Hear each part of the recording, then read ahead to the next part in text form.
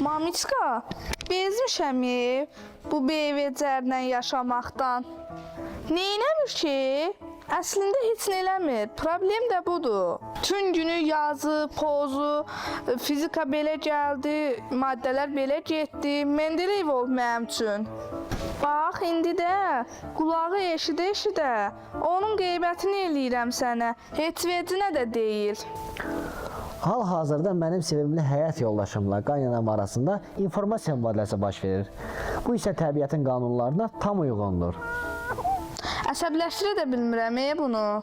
Ay kişi, görmürsən uşaq ağlayır, bir sakitləşdirsənə.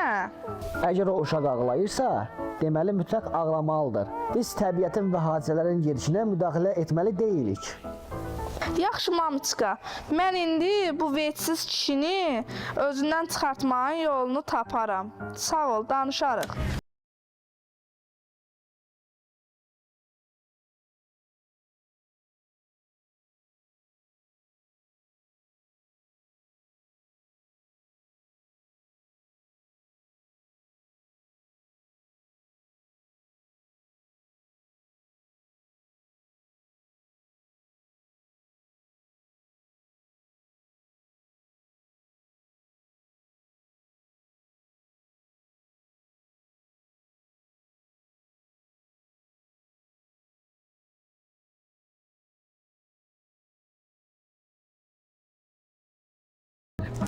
Adətən göy gürulduyandan sonra yağış yağır.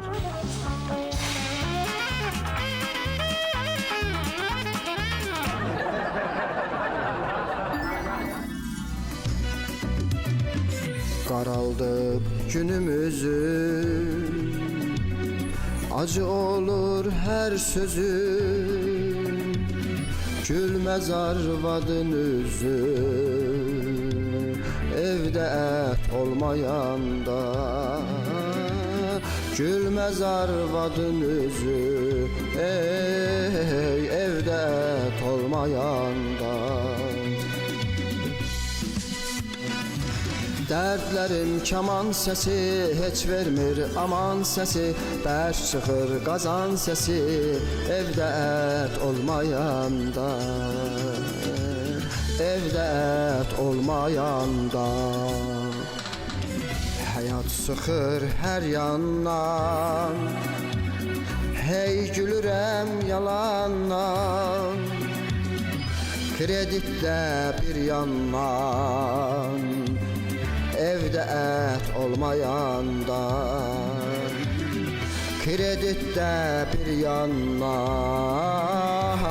evdə ət olmayanda. Bu dərqəm məni yıxar, gözümdən qan yaş axar, uşaqlar da pis baxar, evdə ət olmayanda, uşaqlar da pis baxar, evdə ət olmayanda.